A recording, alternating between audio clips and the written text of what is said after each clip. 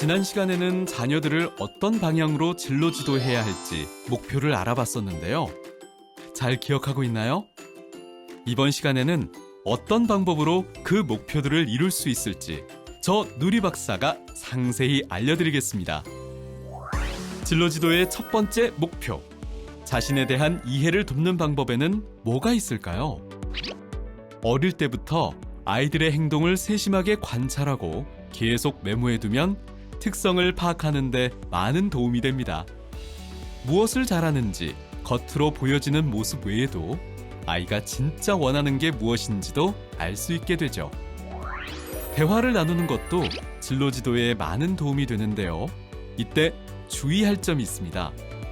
어떤 이야기를 하더라도 잘 들어주고 존중해주는 것이죠. 아이의 말에 비판이나 비난을 한다면 아이들은 더 이상 부모와의 대화를 즐겁게 여기지 않을 테니까요. 세계적인 모델로 성장한 한현민의 경우 어린 시절 남들과 다른 외모 때문에 놀림이나 차별을 받을 때마다 엄마가 너는 특별한 아이이고 그래서 좋은 일이 생길 것이라는 말을 해주었다고 합니다. 그렇게 자존감을 높여주는 엄마와의 대화가 자신의 꿈을 향해 달려가는데 가장 큰 힘이 되어준 것이죠. 부모는 아이들이 성장하는 동안 가장 가까이에서 가장 오랫동안 함께한 사람입니다.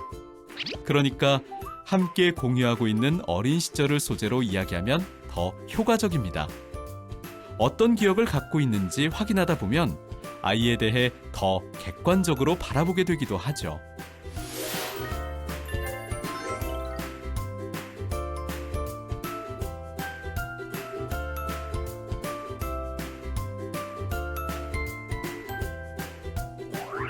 직업 세계에 대한 이해를 넓혀주는 방법은 어떤 것이 있을까요?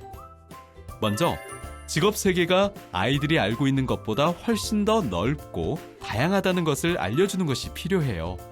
직업 역시 아는 만큼 보이는 법이니까요.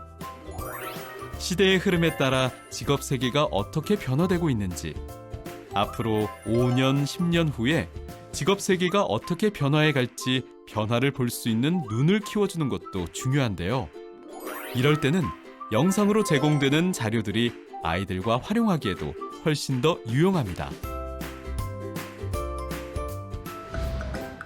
아이들이 진로를 결정할 때 좀 더 합리적인 판단을 하게 하는 방법은 어떤 것이 있을까요?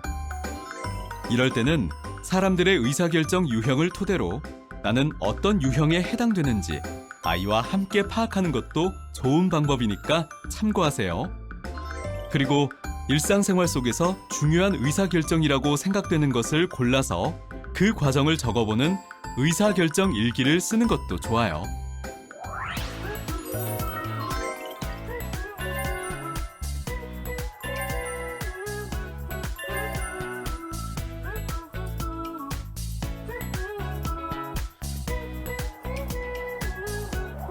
직업을 왜 가져야 할까 물어보면 많은 아이들이 돈을 벌기 위해서라고 답합니다. 물론 돈을 벌기 위한 수단인 것은 맞지만 그것이 전부가 아니라는 걸 알려줘야 할 텐데요. 웹사이트에 있는 진로 가치관 검사를 통해 아이들이 어떤 직업 가치관을 갖고 있는지 살펴보는 것도 도움이 됩니다. 그리고 자신의 일에 충실한 훌륭한 직업인들의 사례를 찾아서 그들의 이야기를 함께 나눠보는 것도 좋은 방법이겠죠. 지역의 다문화 가족 지원센터에서 진행하는 진로 소양 교육이나 직업 훈련 프로그램에 참여하는 것도 좋은 경험. 부모가 좋은 길잡이가 되면 아이들도 더 멋진 길을 찾아갈 수 있다는 것 꼭 기억하세요.